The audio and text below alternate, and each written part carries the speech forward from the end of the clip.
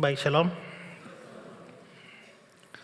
Setelah minggu lalu kita membahas percakapan antara Pendeta Gilbert sama Pendeta Erastus, maka hari ini kita akan melanjutkan pelajaran kita yang sedang mempelajari doktrin Allah Tritunggal. Ya, doktrin Allah Tritunggal yang biasanya di tempat lain saya menyampaikan dalam satu khotbah saja, ini saya menyampaikannya secara detail di tengah jemaat kita sebagai pembelajaran bagi kita, tapi juga menjadi pembelajaran bagi ribuan orang yang setelah itu akan mendengar pengajaran soal Allah Tritunggal. Saya mau mengulang sedikit soal beberapa poin yang sudah kita bahas dalam 2 kali pembahasan sebelumnya. Pertama, kita pernah membahas soal definisi dari doktrin Allah Tritunggal. Bahwa Allah Tritunggal itu adalah Allah yang tunggal, tapi juga tri pribadinya, tunggal hakikatnya. Itu doktrin Allah Tritunggal, definisinya. Yang kedua, kita sudah mempelajari kesulitan dalam mempelajari doktrin Allah Tritunggal. Bahwa ternyata belajar Tritunggal itu juga suatu pelajaran yang sukar. Karena kita sedang bicara tentang Allah Sang Pencipta, kita bicara tentang Dia yang ada di atas akal, tapi juga kita bicara tentang Dia yang tidak seperti apa-apa, tidak identik dengan apapun. Itu membuat kesulitan. Lalu yang ketiga, kita sudah bahas sikap dalam mempelajari doktrin Allah Tritunggal. Karena Allah itu begitu tinggi, pikiran kita tidak mencapainya, maka waktu belajar doktrin Allah Tritunggal, kita harus menghargai sisi misteri dari Allah yang tak diwahyukan kepada kita di dalam Alkitab. Sepanjang diwahyukan dalam Alkitab, marilah kita mempelajari. Tapi kalau tidak diwahyukan, maka biarlah itu tetap menjadi misteri dari Allah. Lalu kita juga perlu mempunyai sikap beriman lebih dahulu baru mengerti. Dalam perkara yang lain, mengerti dulu baru percaya. Karena apanya yang mau dipercaya kalau tidak ada yang dimengerti. Tapi khusus untuk yang bersifat supra rasional, maka dibutuhkan iman dahulu baru pengertian. Kenapa? Karena waktu saya beriman, Roh Kudus diberi. Kalau Roh Kudus diberi, Roh Kudus akan menuntun saya kepada segala kebenaran, termasuk mencerahkan pikiran saya. Sehingga pada akhirnya dari saya beriman, saya dicerahkan dan saya menjadi mengerti. Maka iman harus mendahului pengertian. Lalu yang keempat yang sudah saya bahas panjang lebar, yaitu dasar Alkitab dari doktrin Allah Tritunggal. Bahwa ada ayat-ayat yang eksplisit bicara soal Allah itu satu, Allah itu esa, tidak ada yang lain. Di sisi lain ada cukup banyak ayat yang memberikan indikasi tentang adanya semacam kejamakan tertentu di dalam diri Allah yang esa itu. Sehingga setelah semua ditelusuri, ditafsirkan bersama-sama, maka tidak bisa tidak akhirnya melahirkan doktrin Allah Tritunggal. Sudah 4 poin kita bahas. Sekarang saya mau bahas yang kelima, yakni penjelasan tentang 3 pribadi, 1 hakikat. Yang ini tolong diperhatikan dengan sungguh-sungguh karena agak berat. Ya, agak berat.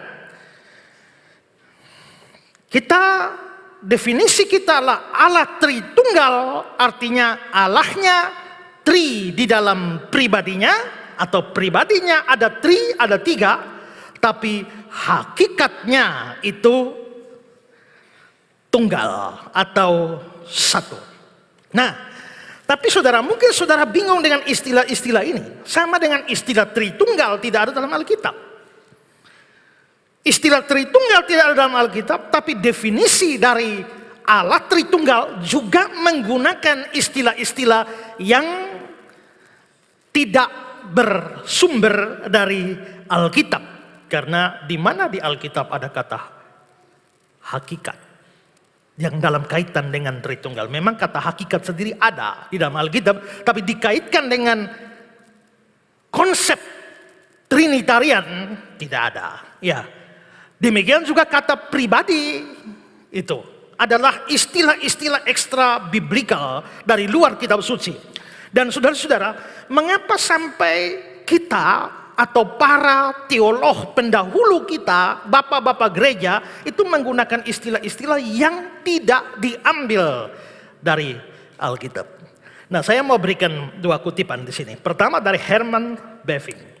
Bavinck mengatakan begini: segera sesudah data yang disampaikan oleh kitab mengenai hal tersebut menjadi objek refleksi teologis. Maksudnya setelah data-data Alkitab dikumpulkan, dipelajari tentang Allah Tritunggal, setelah lihat semua ayat, setelah itu muncul kebutuhan akan berbagai istilah dan ungkapan-ungkapan yang tidak ada dalam kitab suci namun sangat dibutuhkan bagi tujuan ganda, yaitu memberikan ungkapan betapapun tidak sempurnanya bagi kebenaran iman Trinitarian dan mempertahankan iman Trinitarian itu di hadapan kesalahpahaman dan perlawanan. Jadi menggunakan istilah ekstra biblikal dari luar kitab suci ada dua tujuan, yaitu merumuskan atau membuat kita lebih mudah memahami konsep yang sedang dibicarakan dan juga untuk melawan konsep-konsep yang salah atau yang sesat.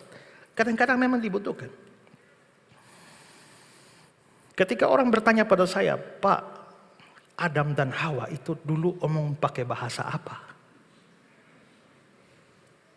Bahasa apa? Ada yang bilang, Pak, saya waktu doa puasa saya diberitahu Tuhan bahwa Adam dan Hawa itu pakai bahasa Ibrani. Itu didapat dalam doa dan puasa.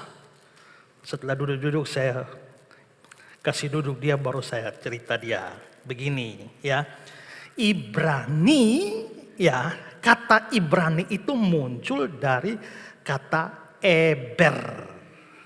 Ya, dari Heber makanya ada Hebrew. Jadi kata Ibrani itu dari Eber. Siapa Eber itu? Eber itu adalah salah satu keturunan kesekian dari Sem. Sem itu anaknya Nuh. Ya, dan kalau begitu maka sebelum pada zaman Nuh, lalu setelah itu kita bisa lihat ada Bahtera, ada air bah. Setelah itu muncullah anak Nuh, Sem, Ham, Yafet, terus dari Sem ini terus Eber. Itu berarti bahwa Ibrani itu baru muncul jauh setelah Nuh. Dengan demikian juga bahasanya baru muncul jauh setelah Nuh. Bagaimana Adam bicara bahasa Ibrani? Waktu saya jelaskan dia melongo-melongo, dia bilang, oh begitu Pak ya. Iya, ya itu berarti yang Bapak dapat dari doa puasa itu salah. Dan terus Adam bahasa apa? Nah begini, kan ada anak Nuh, Sem, Ham, Yafet. Sem, Ham, Yafet itu lalu menjadi mereka, kalau saudara baca dalam Kejadian 10, lalu Sem dengan bahasanya sendiri, Ham dengan bahasanya sendiri, Yafet dengan bahasanya sendiri. Sem, Ham, Yafet.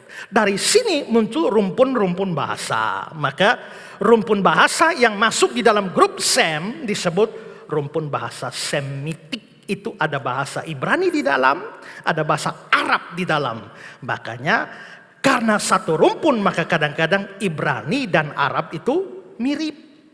Di sini ada Gabriel, di sini jadi Jibril, di sini adalah Abraham, di sini menjadi Ibrahim. Di sini ada Mesias atau Masiah, di sana menjadi Al-Masih. Mirip. Di sini adalah Kados, di sini menjadi Kudus. Maka Indonesia karena terpengaruh Arab maka ikut Kudus. Di sini Bet di dalam bahasa Arab menjadi Bait, lalu turun ke Indonesia menjadi Bait Allah. Jadi memang ada kemiripan. Di sini Melek, di sini Arab jadi Malik. Karena satu rumpun bahasa.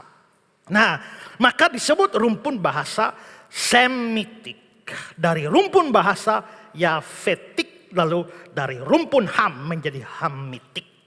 Nah, lalu terus Adam bicara bahasa apa, Pak? Nah, menurut kitab Kejadian, Adam itu kita tidak tahu bahasanya apa. Tapi karena Tuhan Allah membawa Adam suruh lihat semua binatang, lalu memberikan nama kepada semuanya.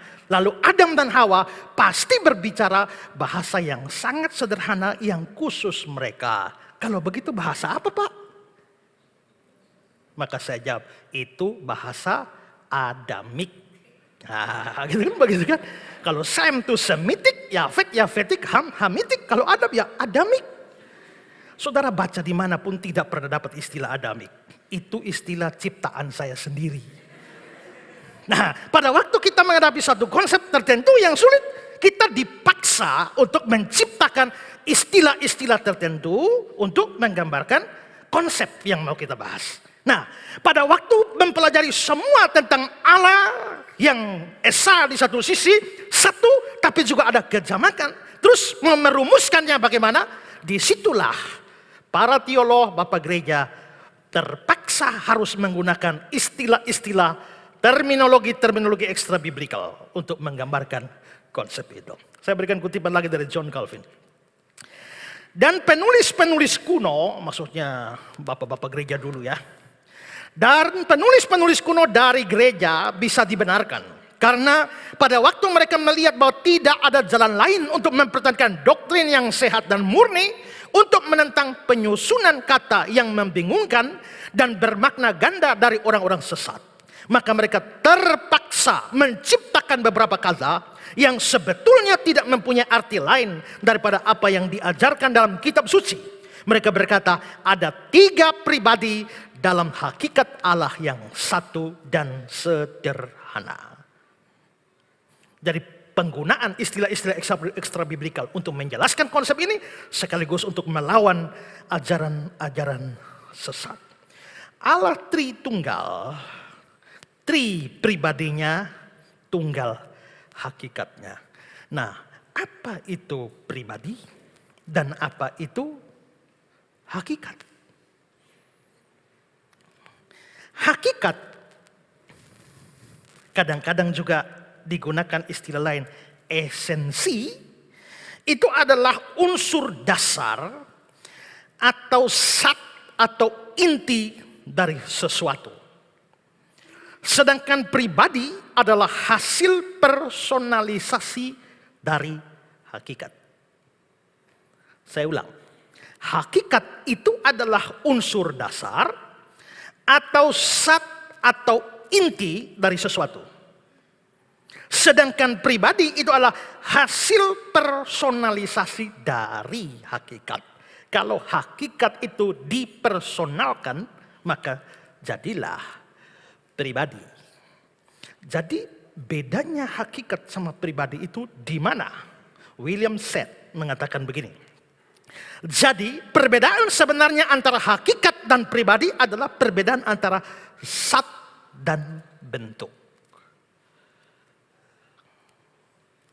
Bisa paham? Masih gelap. Ya. Saya beri contoh saudara. Perhatikan ini. Ini ada sebongkah tanah liat.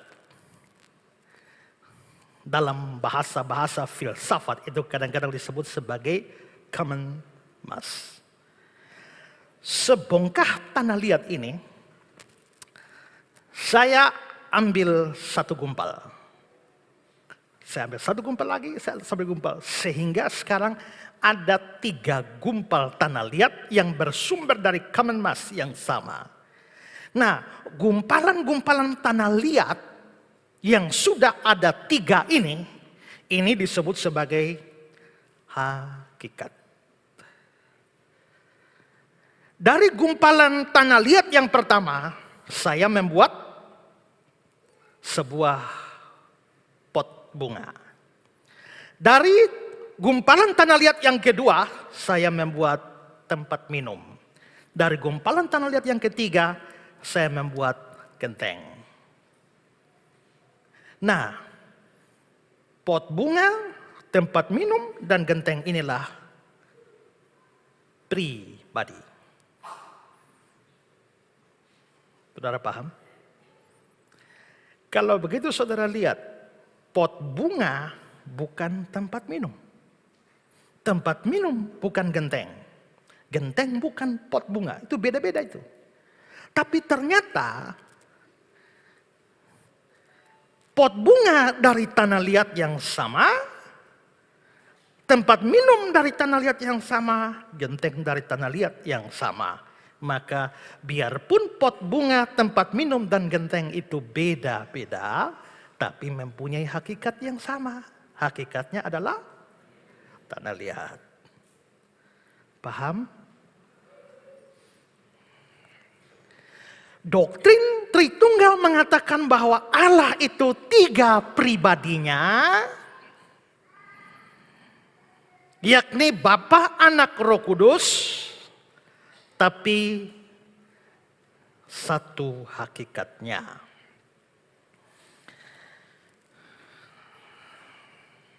Tapi ada masalah.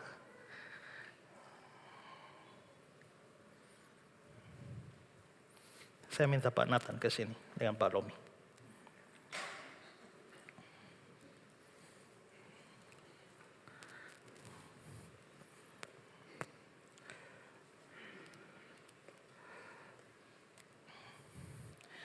Ini ada satu manusia di sini, namanya Nathan. Ada satu manusia di sini namanya Lomi, ada satu manusia di sini namanya Ezra. Nathan bukan Ezra, Ezra bukan Lomi, Lomi bukan Nathan. Ini 3 pribadi berbeda. Tapi Nathan adalah manusia, Lomi adalah manusia, Ezra adalah manusia. 3 pribadi berbeda, tapi hakikatnya sama. Sekarang saya tanya, ada berapa manusia di sini?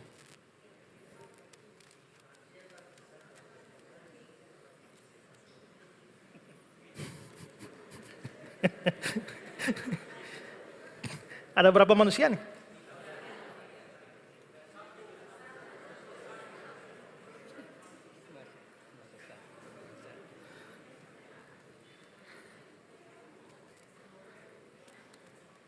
Yang red sini semua manusia ya? Di sini manusia ya? Di sini manusia, di sini manusia. Berarti di ruangan ini ada berapa manusia? 1 saja. Astaga.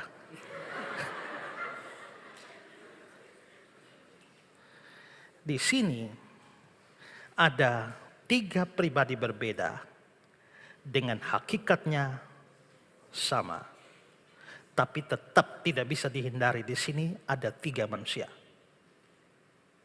Kenapa?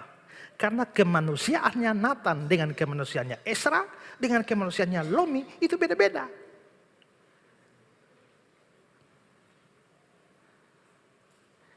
Maka di sini kalau kita mau memakai analogi tentang manusia, maka manusia paling-paling hanya menunjukkan ada 3 pribadi dengan hakikat yang sama, tapi tetap 3 manusia. Beda dengan Allah. 3 pribadi berbeda, tapi bukan 3 Allah. Hanya ada 1 Allah. Kenapa bisa begitu? Kembali.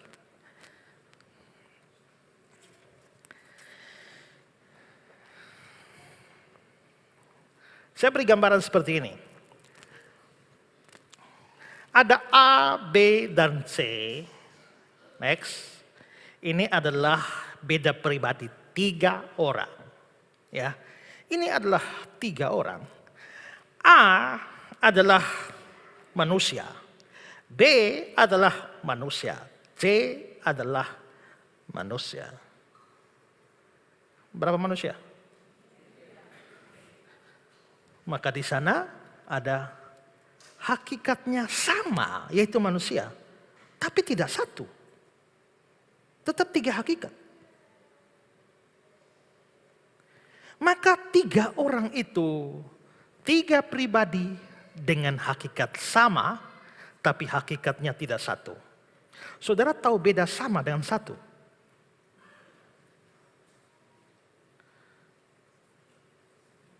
Apa beda sama dengan satu?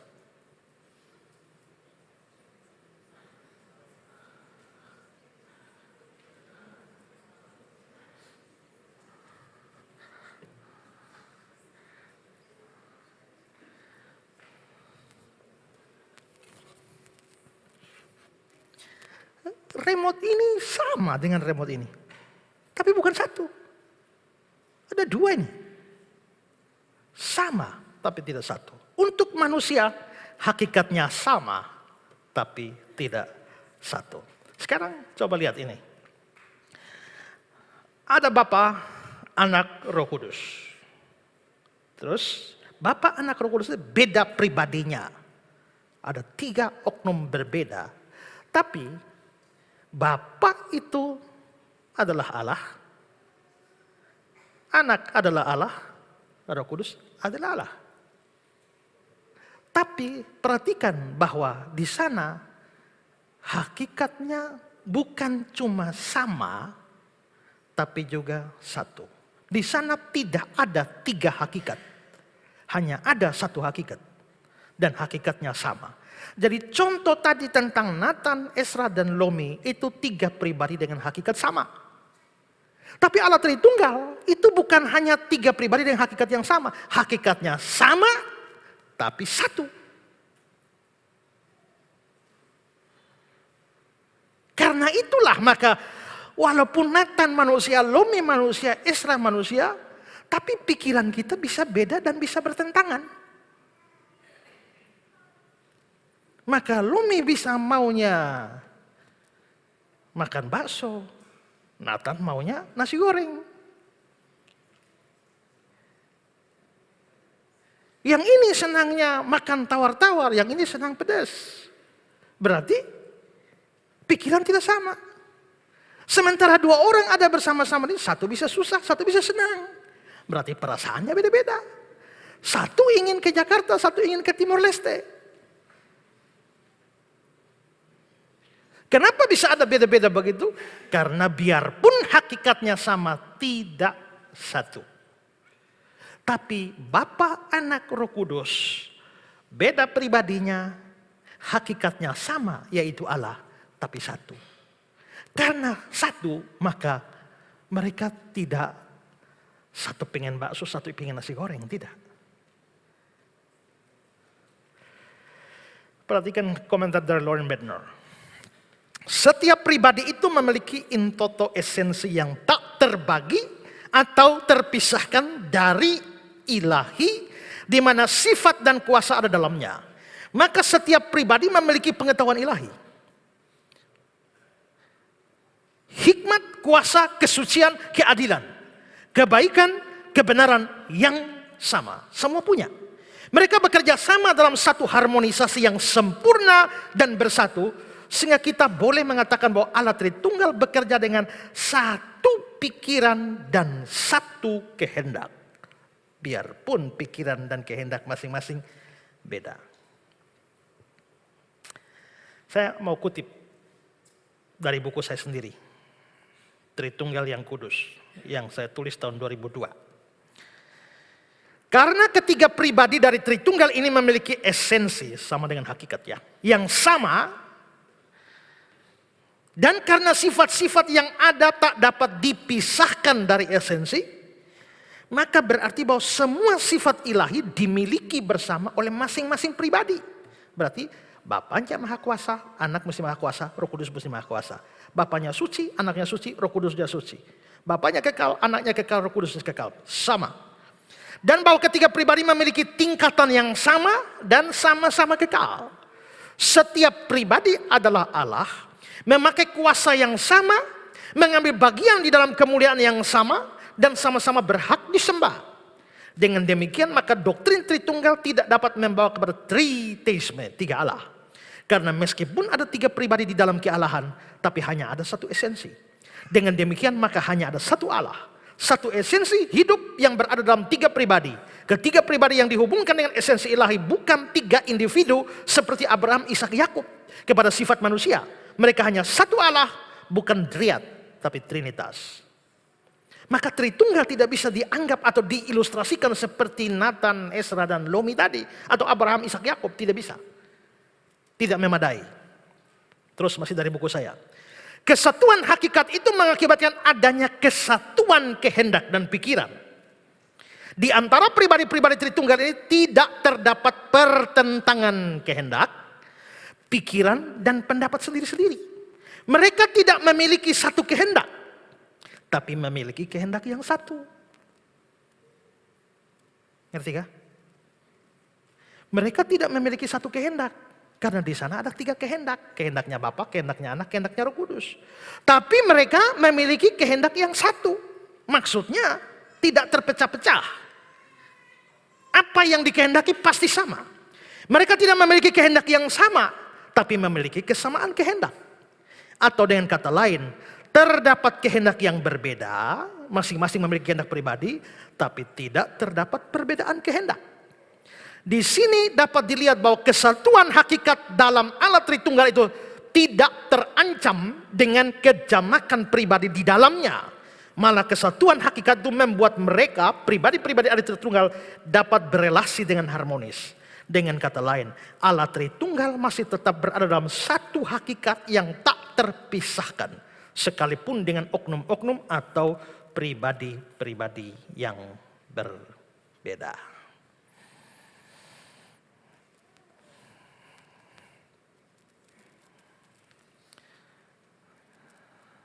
Muka berkerut semua. Gak apa-apa, minimal pernah dengar. Ya, apa yang saya jelaskan saudara tidak tangkap 100% tidak apa-apa, minimal pernah dengar. Itu penjelasan sederhana saja soal hakikat dan pribadi. Sekarang hal berikut yang ingin saya bahas adalah mengapa harus ada lebih dari satu pribadi dalam kealahan? Kenapa tidak seperti Islam saja, satu Allah, satu pribadi? Tapi kenapa mesti ada lebih dari satu pribadi? Soal mengapa seperti itu, pertama-tama kita harus sadar bahwa kenyataan Tritunggal itu bukan sebuah pilihan. Bahwa Allah memilih menjadi Tritunggal, tidak. Itu bukan sebuah pilihan. Karena itu memang demikian adanya. Allah itu ya begitu itu. Seperti kata Louis Berkhof, eksistensi tripersonal, 3 pribadi itu ya, adalah kepentingan dalam pribadi ilahi dan bukan dalam arti apapun sebagai pilihan dari Allah. Allah tidak dapat hadir selain dalam keadaan tripersonal itu. Jadi memang kalau ditanya, kenapa Allah Tritunggal Pak? Ya memang dia Tritunggal. Tetapi kenapa? Ya pokoknya begitu. Ya. Tapi saya sekarang coba menjelaskan dan buka pikiran kita untuk memahami ini. Mari kita pikirkan 2 sifat Allah. Pertama, Allah itu kekal. 1 Timotius 1:17. Hormat dan kemuliaan sampai selama-lamanya bagi Raja segala zaman, Allah yang kekal. Allah itu kekal. Apa itu kekal? Tidak punya akhir, tidak punya awal. Dalam pengertian semacam ini hanya Allah yang begitu. Karena manusia tetap punya awal. Allah tidak punya ujung di sana, tidak punya ujung di sana. Kalau ada ujung di sana, ada permulaan di sana, tidak kekal. Allah kekal, tidak berujung ke sana. Tapi Alkitab juga memberikan satu sifat lain dari Allah. Dan sifat itu adalah kasih. 1 Yohanes 4:8. Barang siapa tidak mengasihi, dia tidak mengenal Allah. Sebab Allah adalah kasih. Berarti Allah itu kekal, tidak berujung. Allah itu kasih. Sekarang saya tanya, sejak kapan Allah mengasihi?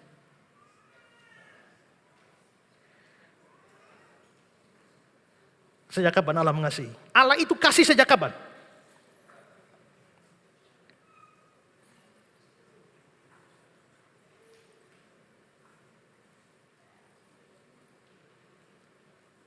Sejak kapan? Sejak kekal. Berarti Allahnya tak berujung karena kekal. Kasih Allah juga tak berujung. Setuju? Setuju. Kasih itu sesuatu yang lebih bersifat relasional daripada substansial. Apa ini? Barang ini ada sebagai sebuah substansi. Kita bisa melihatnya, bisa merabanya. Tapi kasih itu relasional. Artinya kasih baru ada di dalam relasi-relasi. Kasih mengalir dalam relasi-relasi. Karena kasih bersifat relasional, maka kasih perlu objek. Oke. Matius 22, 37. Jawab Yesus kepadanya, kasihilah Tuhan Allahmu. Ada kasih ya? Kasihilah. Siapa objek kasih di sana? Tuhan Allah. Berarti kasih itu ada dalam relasi antara seorang manusia dengan Tuhan Allah. Kalau dia tidak punya relasi dengan Tuhan Allah, bagaimana bisa mengasihi? Maka seorang manusia sebagai subjek, objek kasihnya adalah Tuhan Allah. Terus ayat 39, kasihilah sesamamu manusia seperti dirimu sendiri. Siapa objek kasih? Sesama manusia. Berarti harus ada relasi. Maka kasih bersifat relasional. Kalau aku berkata kepadamu, I love you today, I love you, maka siapa yang menjadi objek kasih? Siapa yang menjadi objek love? You. Lalu kalau you membalas aku, I love you too, maka siapa yang menjadi objek kasih dari you? Me. Ya. Berarti kasih harus ada dalam relasi. Sampai di sini paham? Ini saya sudah berusaha maksimal ini. Ya. Kalau saudara tidak mengerti juga saya angkat tangan sudah. Ya. Stephen Neal bilang begini. Cinta kasih berarti memasrahkan diri kepada orang atau pihak lain. Ini berarti keluarnya sesuatu dari kita sendiri menuju kepada orang lain yang kita cintai. Dan apabila cinta kasih itu telah mencapai taraf kesempurnaan, kembalinya kepada kita suatu pemberian yang serupa dari orang lain tadi. Dengan cara yang sama. Kembali kepada kita itu I love you too. Oke? Ngerti? Oke. Kalau Allah itu kasih, dia perlu objek untuk dikasihi. Ya kan? Sejak kapan Allah mengasihi? Atau siapa objek kasih Allah? Ya? Manusia, ciptaan. Yohanes 3:16. Karena begitu besar kasih Allah akan dunia ini. Allah mengasihi dunia ini. Sekarang saya tanya, kalau dunia belum ada, Allah mengasihi siapa? Ya? Malaikat. Kalau malaikat belum ada, Allah mengasihi siapa?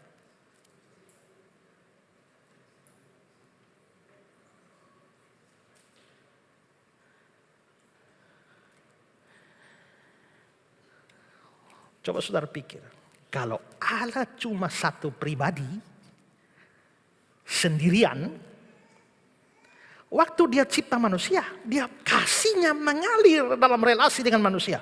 Tapi manusia belum cipta. Oh, dia cipta malaikat duluan. Waktu dia itu, maka dia bisa mengasihi malaikat. Sebelum malaikat dicipta, dia mengasihi siapa? Gak ada siapa-siapa. Karena gak ada siapa-siapa, maka kasih Allah di dalam kekekalan itu kasih yang mubasir. Kasih yang tak berobjek. Kasih yang tak bermanfaat. Dan kasih yang tak berobjek, tak bersasaran, tak bermanfaat, itu bukan kasih.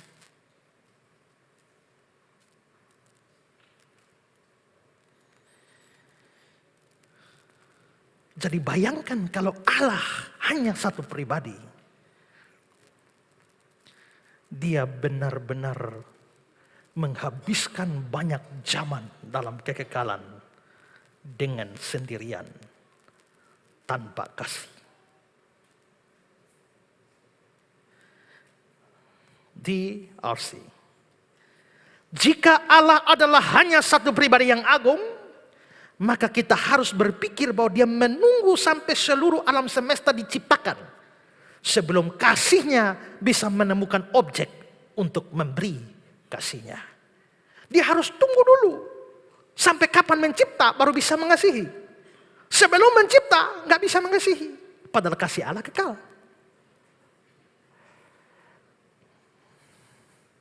Maka saudara lihat, kalau Allah hanya satu pribadi, dia benar-benar sendirian. Kalau tidak mau berkata, dia kesepian dalam kekekalan.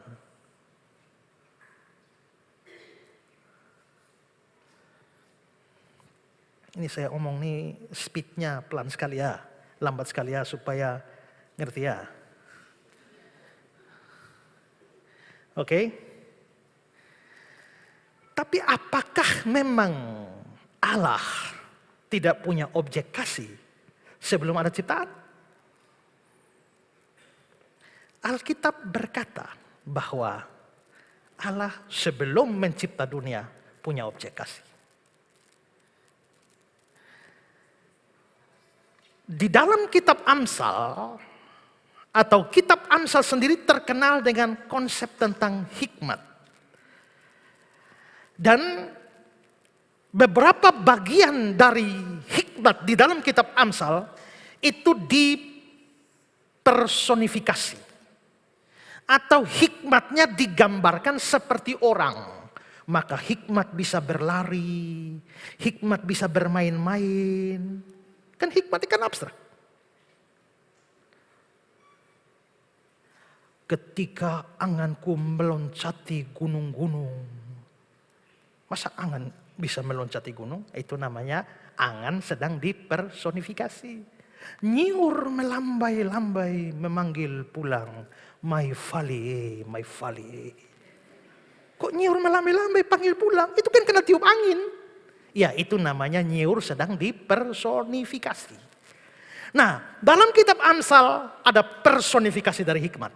Dan hampir semua penafsir menafsirkan bahwa hikmat yang dipersonifikasi dalam kitab Amsal sebenarnya adalah Kristus. Mengapa Kristus? Karena 1 Korintus 1 ayat 24. Kristus adalah hikmat Allah. Kalau Kristus adalah hikmat, sekarang mari kita lihat Amsal pasal 8, mulai 27. Ketika ia ini Allah. Ketika Allah mempersiapkan langit, aku di sana. Hikmat di sana. Ketika ia menggaris kaki langit pada permulaan air samudera raya. Ketika ia menetapkan awan-awan di atas dan mata air samudera raya meluap dengan deras. Ketika ia menentukan batas kepada laut supaya air jangan melanggar titahnya. Dan ketika ia menetapkan dasar-dasar bumi. Ketika Allah menciptakan semua rancangan bumi. Aku ada sertanya. Hikmat ada beserta dengan Allah sebagai anak kesayangan. Setiap hari aku menjadi kesenangannya dan senantiasa bermain-main di hadapannya. Kalau hikmat di situ itu dipersonifikasi, makanya bisa bermain-main. Tapi kalau itu dan hampir semua penafsir setuju itu gambaran tentang Yesus. Maka kalau hikmat di situ Yesus adalah ayat 30. Aku ada sertanya. Yesus ada serta Allah Bapa sebagai anak kesayangan. Berarti Yesus sudah disayang Bapa sejak dari hari-hari sebelum penciptaan. Maka berarti Bapa, Allah Bapa punya objek kasih, yaitu Yesus. Sekarang kita lihat prolog Injil Yohanes. Yohanes 1:18. Tidak seorang pun pernah melihat Allah. Tapi anak tunggal Allah, itu Yesus, yang ada di pangkuan Bapa. Dialah yang menyatakannya. Anak tunggal Allah yang ada di pangkuan Bapa. Di sini kata pangkuan itu terjemahannya tidak tepat. Terjemahan yang tepat adalah di dadanya Bapa. Dalam New American Standard Bible diterjemahkan in the bosom of the Father. di dadanya Bapa. Kalau di dada Bapa berarti dipeluk. Maka MILT bilang, tak seorang pun pernah melihat Allah. Dia putra tunggal yang ada dalam dekapan Bapa. Dialah yang telah menyatakan. Kalau putra tunggal Yesus ada dalam dekapan Bapa, sebelum pernyataan dia datang ke dalam dunia itu, maka berarti Yesus dikasihi Bapa. Seperti kata pendeta Budi Asali, Yesus ada di dada atau ada dalam pelukan Bapanya. Ini menunjukkan bahwa Yesus dan Bapa saling mengasihi dan mempunyai hubungan persekutuan yang intim. Kapan? Sebelum penciptaan. Berarti sebelum penciptaan Yesus dikasihi Bapa, Allah Bapa. Berarti ternyata Allah Bapa punya objek, yaitu Yesus. Berikut. Yohanes 17, 23, 24, 26. Kata-kata Yesus. Aku di dalam mereka, murid-murid. Dan engkau di dalam aku, supaya mereka sempurna menjadi satu. Agar dunia tahu bahwa engkau yang telah mengutus aku, dan bahwa engkau mengasihi mereka, sama seperti engkau, Bapa, mengasihi aku. Bapa mengasihi Yesus. Ayat 24. Ya Bapa, aku mau supaya dimanapun aku berada, mereka juga berada bersama-sama dengan aku. Mereka yang telah engkau berikan padaku, agar mereka memandang kemuliaanku yang telah engkau berikan padaku. Sebab, perhatikan ini, engkau Bapa telah mengasihi aku sebelum dunia dijadikan. Ayat 26. Dan aku telah memberikan namamu pada mereka, aku akan memberitahukannya supaya kasih yang telah engkau berikan kepadaku ada dalam mereka. Dan seterusnya. Berarti dari sini, perhatikan ini. Yesus sudah dikasihi Bapa sebelum dunia dijadikan. Berarti sebelum dunia dijadikan Allah punya objek, yaitu Yesus. Berarti ada Bapa, ada Yesus. Mesti ada lebih dari satu pribadi supaya kasih bisa terjadi. Kalau Allah hanya satu pribadi sendirian di sana, siapa yang mau dikasih? Tidak ada. Ya.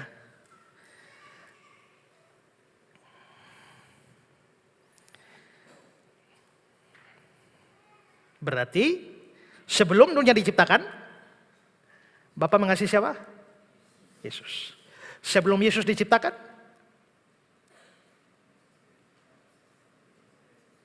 ini pikiran saksi Yehova.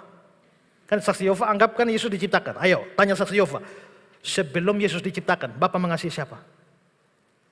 Kembali lagi masalah, berarti ada saatnya di mana Bapa tidak bisa mengasihi sebelum Yesus dicipta. Kalau Yesus pernah punya permulaan, berarti ada waktu di mana Allah Bapa tetap tidak bisa mengasihi. Tapi kalau Allah Bapa memang mengasihi dari kekal, maka bagaimana caranya supaya Bapa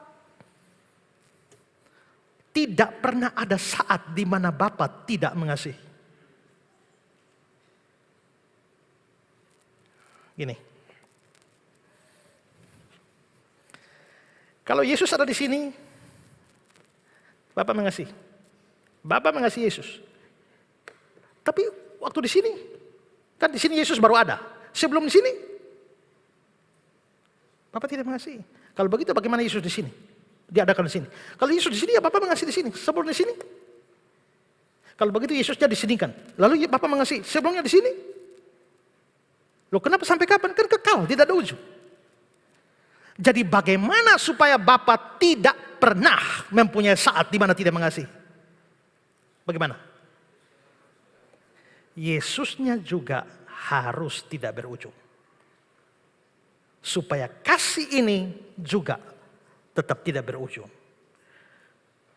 Kasih yang kekal perlu diberikan kepada pribadi yang juga kekal.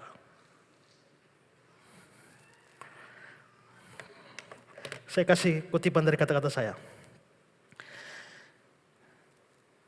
Ini pribadi yang dikasihi. Pribadi tersebut Tidak boleh tidak. Harus kekal. Dan bukan suatu ciptaan. Sebab jika pribadi tersebut adalah ciptaan, maka itu berarti dia pernah diadakan atau disebabkan untuk menjadi ada. Jika dia pernah diadakan atau disebabkan untuk menjadi ada, itu berarti dia pernah tidak ada. Dan kalau dia pernah tidak ada, maka Allah yang kekal dan kasih-Nya pun yang kekal pasti pernah tidak berobjek, tidak bersasaran, tidak bertujuan di luar dirinya. Sebab kepada apa atau kepada siapakah kasih-Nya dinyatakan, sedangkan satu pribadi itu belum diadakan. Kalau ini yang terjadi, maka tetap tak bisa dihindari bahwa kasih Allah itu sakit dan distortif. Jadi pribadi tersebut tidak boleh pernah tidak ada. Atau dengan kata lain, pribadi tersebut harus kekal.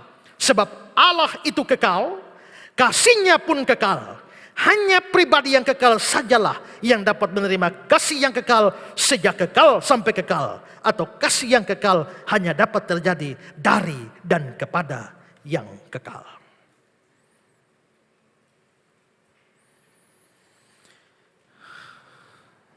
Saya tidak sanggup menyederhanakan lagi. Hanya karena kemurahan Tuhan saja yang bisa membuat kita mengerti. Berarti supaya Allah mengasihi, kasih Allah tidak pernah mubazir, harus ada kekal, pribadi kekal. Lebih dari satu pribadi, tapi harus kekal. Dan Alkitab memberitahu kita, Allah Bapa itu kekal. Mazmur 93 ayat 1 dan 2. Tuhan adalah Raja, Dia berpakaian kemegahan, Tuhan berpakaian berikat pinggang kekuatan. Sungguh telah tegak dunia, tidak bergoyang. Tahtamu tegak sejak dahulu kala, dari kekal engkau ada. Bapa kekal. Bagaimana dengan Yesus? Yesus, Yesaya 9 ayat 5. Sebab seorang anak telah lahir untuk kita, seorang putra diberikan bagi kita, lambang pemerintahan ada di atas bahunya, namanya disebutkan orang penasihat ajaib Allah yang perkasa, Bapa yang kekal. Itu bukan berarti Yesus Bapa. Bukan eternal father, tapi the father of eternity. Bapa dari kekekalan. Berarti Yesus itu Bapa dari kekekalan. Berarti Yesusnya harus kekal. Bapa kekal, Yesus kekal. Bagaimana dengan Roh Kudus? Ibrani 9:14. Betapa lebihnya darah Kristus yang oleh Roh yang kekal. Berarti Bapa kekal, Yesus kekal, Roh Kudus kekal. Yang kekal itu siapa? Hanya Allah. Yang bukan Allah tidak bisa kekal. Kalau Bapa kekal, dia harus Allah. Kalau Yesus kekal, dia harus Allah. Kalau Roh Kudus kekal, dia harus Allah. Berarti tiga Allah? Tidak. Karena hakikat yang sama dan satu. Maka di situ kita bisa lihat bahwa terciptanya doktrin Trinitas atau ditemukannya doktrin Trinitas itu untuk menunjukkan atau menyelesaikan problem kasih Allah yang kekal sejak kekekalan itu. Kalau bukan Trinitas atau Tritunggal, atau lebih tepatnya kalau tidak ada lebih dari satu pribadi dalam kealahan, Allah tetap tidak bisa mengasihi secara kekal. Doktrin Tritunggal atau doktrin Trinitas menjadikan semuanya masuk akal. Bahwa jauh dalam kekekalan, sebelum ada segala sesuatu, telah terjadi hubungan kasih yang kekal, divine love antara Bapa dengan Yesus.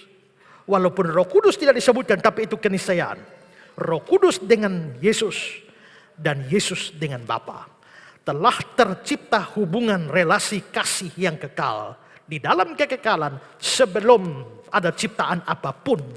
Ketiga pribadinya saling mengasihi. Mencius dan Horton bilang begini, Trinitas ini merupakan suatu persekutuan yang harmonis dalam kealahan. Persekutuan ini juga adalah persekutuan kasih. Sebab Allah adalah kasih. Tapi kasih-Nya adalah kasih yang ramah. Bukan kasih yang berpusat pada diri sendiri. Kasih seperti ini membutuhkan lebih dari satu oknum dalam kealahan. Stephen Neal. Ada Bapa yang dari kekal sampai kekal merupakan sumber segala hakikat dan segala cinta kasih. Ada putra yang dari kekal sampai kekal dicintai oleh Bapa dan yang sebaliknya mencintai Bapa. Ada cinta kasih yang menjadikan mereka satu dan cinta kasih itu adalah Roh Kudus. Maka mengapa perlu ada lebih dari satu pribadi di dalam kealahan supaya konsep Allah yang mengasihi secara kekal itu tetap terjaga.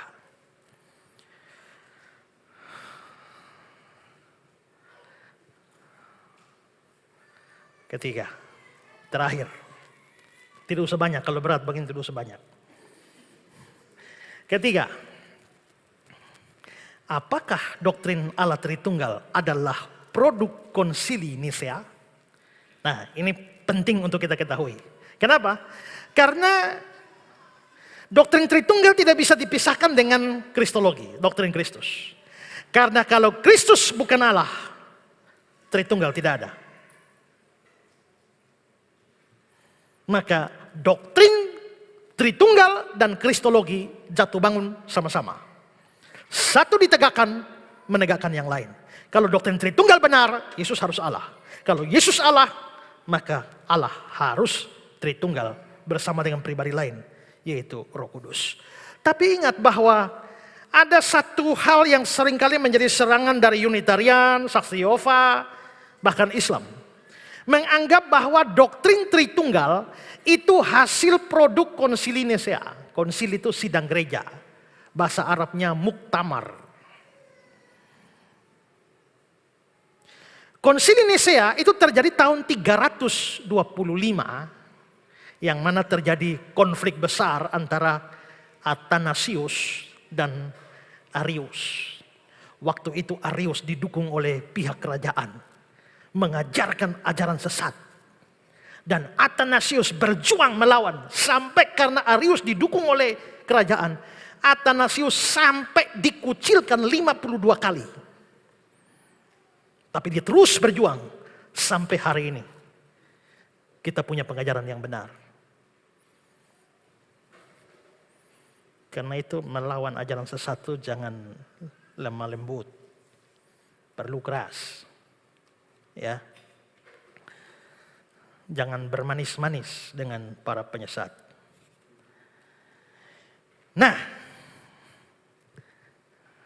karena ada konsili Nisea tahun 325, ini lalu muncul orang-orang Islam seperti Irene Handono yang mualaf itu, katanya mantan biarawati, lalu Saniho Munir yang pernah debat dengan saya, mempunyai tuduhan yang sama. Yesus baru diangkat jadi Tuhan tahun 325. Itu kan Mbak Ingau semua itu, dan Nenek Ngau semua itu kan ya. Tapi Unitarian Saksi Yehova juga, mereka lebih mengaitkan dengan doktrin Tritunggal, bahwa di dalam konsili Nisea lah doktrin Tritunggal dilahirkan. Jadi doktrin Tritunggal lahir dalam konsili Nisea. Saya mau kutip salah seorang mantan Unitarian, Frans Donald, yang pernah debat dengan saya, baik di debat langsung maupun juga di Timex. Tapi Frans Donald ini sekarang sudah bertobat dari Unitarian. Masuk ikut aliran apa lagi yang sama sesat juga. Tapi aliran baru yang dia pegang itu membuat dia kelihatannya sangat membenci Islam. Lalu bikin video yang serang Islam secara sembarangan. Akhirnya diciduk dan sekarang ada di penjara. Frans Donald sekarang di penjara. Ya, tapi karena dulu saya pernah debat dengan dia di koran Timex, saya kutip dari koran Timex tulisan dia. Tahun 2008. Mari kita lihat tulisan dia. Dan tulisan saya di Timex pada tanggal 11 dan 12 Agustus yang lalu tersebut berbicara dalam perspektif iman Kristiani yang Alkitabiah. Dan bukan iman Kristiani hasil konsili-konsili gereja yang melahirkan rumusan Tritunggal. Jadi dia percaya Tritunggal itu rumusan konsili. Artinya bicara soal kekristenan tentu harus dibedakan antara Kristen Alkitabiah dan Kristen konsilia. Kami Unitarian pakai ukuran Alkitab saja. Sementara para Trinitarian memakai ukuran konsili-konsili. Artinya jelas, opini saya mengenai ketuhanan Yesus dan doktrin Tritunggal tidak saya dasarkan dari doktrin gereja hasil konsili Nikea, Chalcedon, ataupun konsili-konsili lainnya dari gereja yang berkuasa saat menciptakan doktrin tersebut. Nah, Oleh karena opini saya tidak berdasar atas putusan-putusan konsili, maka wajar jika opini saya kemudian tidak selaras dengan hasil konsili-konsili gereja yang melahirkan doktrin Tritunggal tersebut. Franz Donald secara eksplisit mengatakan doktrin Tritunggal hasil rumusan konsili Nisea. Saksi Yehova meringkaskan bukti sejarah. Alvan Lamson mengatakan dalam The Church of the First Three Centuries, doktrin Tritunggal yang modern dan populer tidak mendapat dukungan dari bahasa Justin Martyr. Justin Martyr itu Bapak Gereja. Dan pernyataan itu dapat diperluas sehingga berlaku juga untuk semua Bapak pra-Nisea. Maksudnya Bapak Gereja sebelum konsili Nisea, sebelum 325. Yaitu untuk semua penulis Kristen selama 3 abad setelah kelahiran Kristus. Berarti menurut saksi Yehova, 3 abad setelah Yesus lahir, tidak pernah ada kepercayaan tentang Tritunggal. Ya. Memang mereka berbicara mengenai Sang Bapa, Anak dan Roh Kudus, tapi tidak sebagai pribadi-pribadi yang setara, tidak berjumlah satu zat, tidak sebagai 3 dalam 1, dalam arti apapun yang sekarang diterima oleh para penganut Tritunggal. Nah, di sini saya tidak berikan penjelasan Alkitab. Saya mau berikan penjelasan sejarah saja. Konsili Nisea tahun 325, menurut mereka doktrin Tritunggal dan Yesus jadi Tuhan, jadi Allah di sini. Berarti sebelum 325 tidak ada orang percaya Yesus Allah, nggak ada orang percaya Tritunggal. Tahun 325. Sekarang saya akan menunjukkan dari data sejarah, Bapak-bapak gereja, tulisan-tulisan awal. Ini yang dulu saya bawa waktu debat sama Senio Munir. Saya tahu kan dia tuh selalu bilang Yesus dilantik jadi Tuhan tahun 325. Saya tahu dia suka bawa buku banyak-banyak tebal-tebal. Maka waktu debat dengan saya juga bawa buku tebal tapi sembunyi di kolong. Ya, pada waktu saya pancing dia, Yesus jadi Tuhan kapan? Tahun 325. Tahu dari mana? Dari buku. Buku apa? Buku ini. Terbit tahun berapa? Tahun 2000. Saya keluarkan itu buku Anti-Nicene Fathers, seluruh kumpulan daripada tulisan-tulisan tua bahkan sebelum 325, tahun 325. Buka dan baca. Satu data di mana Yesus jadi Tuhan tahun itu. Kalau jadi saya masuk Islam. Dan saudara bisa lihat videonya di YouTube. Bingung, bodoh, sampai tidak tahu mau ngomong apa lagi. Itu memang saya bawa bukunya. Ada itu bukunya. Bahkan seandainya saya bawa buku lain pun. Ya, tetap mati kutu itu. Nah sekarang saya hanya mau meringkas. Kita mulai dari tahun 140. Ini sekarang tahun 2020 ya. Kita mulai dari tahun 140. Tahun 140 itu ada seorang namanya Aristides. Dia bilang begini. Orang Kristen adalah mereka yang berada di atas setiap orang di bumi, yang telah menemukan kebenaran karena mereka mengaku adanya Allah, pencipta, penyebab segala sesuatu, di dalam Putra satu-satunya, di dalam Roh Kudus. Tahun 140. Jauh sebelum konsili Nisea. Tahun 150, kita bertemu dengan seorang yang sangat terkenal sebagai Bapak Gereja, namanya Justin Martyr. Dia bilang begini, ini tahun 150. Allah dari alam semesta memiliki seorang putra yang juga menjadi yang pertama dilahirkan dari firman Allah. Bahkan Allah. Berarti Justin Martyr 150 sudah percaya Yesus Allah. Dia mengutip Ibrani 1 ayat 8 untuk membuktikan Yesus adalah Allah. Kata-kata tahtamu ya Allah untuk seterusnya dan selamanya. Lalu Justin Martyr mengatakan, oleh karena itu kata-kata ini Ibrani 1 ayat 8 menyatakan dengan tegas bahwa ia, Kristus, disaksikan oleh dia yang menetapkan atau mengadakan segala sesuatu sebagai yang layak untuk disembah sebagai Allah dan Kristus. Justin Martyr percaya Yesus adalah Allah. Lalu juga Justin Martyr mengatakan, para murid dari Justin Martyr mengatakan bahwa Justin Martyr membuktikan dari kitab Yesaya bahwa Yesus adalah Allah.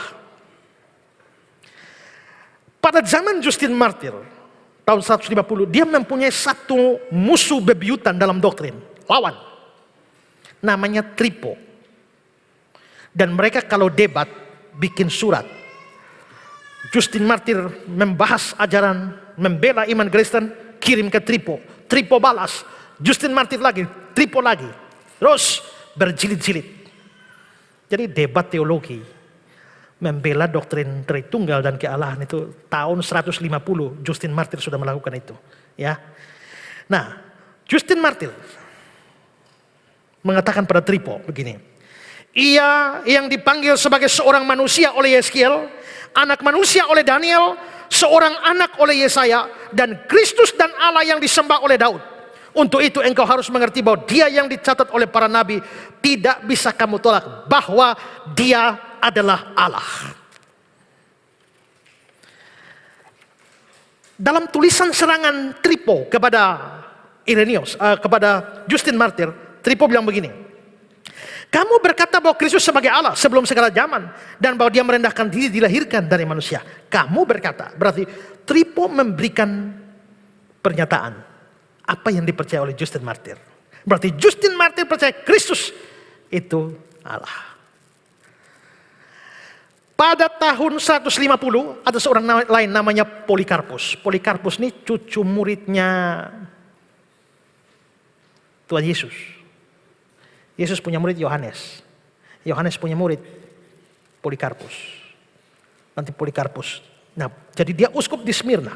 Tahun 150 dialah yang mati dibakar hidup-hidup karena imannya pada Kristus. Polikarpus mengatakan begini. Aku memujimu untuk segala sesuatu. Aku memberkatimu, aku memuliakanmu bersama dengan yang kekal, Kristus surgawi, putramu yang terkasih, dan siapa kepadamu dan Roh Kudus. Kemuliaan bagi keduanya sekarang sampai selamanya. Keduanya itu maksudnya putramu dan Roh Kudus. Dia lagi bicara doa pada Bapa. Aku memujimu, Kristus, Roh, kemuliaan bagi keduanya. Sampai selama-lamanya. Berarti Polikarpus percaya Tritunggal. Bapa, Yesus, Roh Kudus, kemuliaan bagi mereka selama-lamanya. Ini tahun 150. Geser lagi, tahun 160. Tahun 160 masih ada seorang namanya Matetes. Matetes berkata, Sang Bapa mengutus firman, di mana ia dinyatakan kepada dunia. Dia adalah dia yang berada dari awal, yang nampaknya seperti baru dan telah ditemukan tua. Dia adalah dia yang berada dari kekal, yang sekarang disebut sebagai Sang Putra. Matetes percaya Yesus itu sudah dari awal. Tahun 170 ada seorang namanya Tatianus. Kami tidak sementara melakukan suatu kebodohan. Kamu orang Yunani jangan bohong ketika kami beritakan bahwa Allah telah lahir dalam bentuk seorang manusia. Berarti dia percaya Yesus itu Allah yang lahir jadi manusia. Tahun 170. Lalu masuk tahun 177. Ada seorang namanya Melito. Melito ini dari Sardis. Dia bilang begini. Aktivitas dari Kristus setelah baptisannya, secara khusus mujizat-mujizatnya, memberikan indikasi dari jaminan pada dunia tentang keilahiannya yang tersembunyi di dalam daging. Allah seperti seorang manusia sempurna. Dia memberikan indikasi positif dari kedua naturnya. Keilahiannya melalui mujizat-mujizatnya selama 3 tahun setelah baptisannya. Kemanusiaannya selama 30 tahun sebelum dia dibaptis. Selama itu melalui kondisinya menurut daging. Dia menyembunyikan tanda-tanda keilahiannya. Walaupun dia adalah Allah yang sejati sebelum segala zaman. Berarti Melito tahun 177 percaya Yesus Allah. Tentang Melito ini, seorang penulis buku sejarah Kristen, History of the Christian Church, yakni Pilsaf. Pilsaf mengatakan begini, kami tentang Melito, kami bukan penyembah-penyembah dari batu yang bodoh, tidak berguna, tidak berarti. Tetapi memuja hanya satu Allah yang ada sebelum semua, di atas semua. Dan Kristusnya betul-betul Allah firman sebelum segala zaman. Melito percaya Yesus Allah. Tahun 180 muncul tokoh terkenal dalam sejarah gereja, Irenaeus. Irenaeus menulis, selanjutnya ia Allah menciptakan segala sesuatu bersama firman-Nya. Firman-Nya itu Yesus, yang dengan tepat disebut Allah dan Tuhan. Irenaeus percaya Yesus Allah dan Tuhan. Terus dari Irenaeus lagi, tetapi sang anak berada dalam kekekalan bersama sang Bapa dari dulu, dari permulaan. berarti sang anak kekal. Terus, Yesus Kristus Tuhan kami dan Allah kami dan penyelamat dan raja. Terus, dia bukan malaikat. Bersama dengan dia, dengan Bapa selalu hadir firman dan hikmat. Sang anak dan Roh Kudus menciptakan segala sesuatu sebagaimana yang dikatakan, baiklah kita menciptakan manusia menurut gambar dan rupa kita. Lalu Irenaeus lagi, Yesus Kristus adalah satu dan sama, satu-satunya anak Allah yang sempurna dan manusia yang sempurna. Masih banyak lagi kutipan Irenaeus. Tapi 180 Irenaeus percaya Yesus Allah. Tahun 181 muncul seorang namanya Theophilus dari Antioquia. Dan tentang dia Filsaf memberi keterangan tentang apa yang dipercaya oleh Theophilus ini. Theophilus mengatakan, Filsaf mengatakan dia adalah yang pertama menggunakan istilah triad untuk Tritunggal yang kudus. Dan sudah menemukan misteri ini dalam kata-kata, baiklah kita menjadikan manusia. Karena dia berkata, Allah berbicara bukan lain kepada akalnya sendiri dan hikmatnya sendiri, yaitu kepada Logos dan Roh Kudus yang dipribadikan atau dianggap sebagai pribadi. Tahun 190, ada orang terkenal, Clemens dari Alexandria, Mesir. Dia bilang begini, anak Allah berada dalam substansi yang sama dengan Bapa, kekal, tidak diciptakan. Terus, dia benar-benar adalah manifestasi dari Allah. Terus, Yesus sendiri adalah Allah dan manusia dan sumber dari segala sesuatu. Terus, anaknya Yesus, firman Allah adalah instruktur kita. Dia adalah Allah dan pencipta. Terus, instruktur kita yakni anak, seperti bapaknya tidak berdosa, suci, dan dengan jiwa yang sangat menderita. Allah dalam bentuk manusia, tak bernoda, pelayan dan kehendak bapaknya.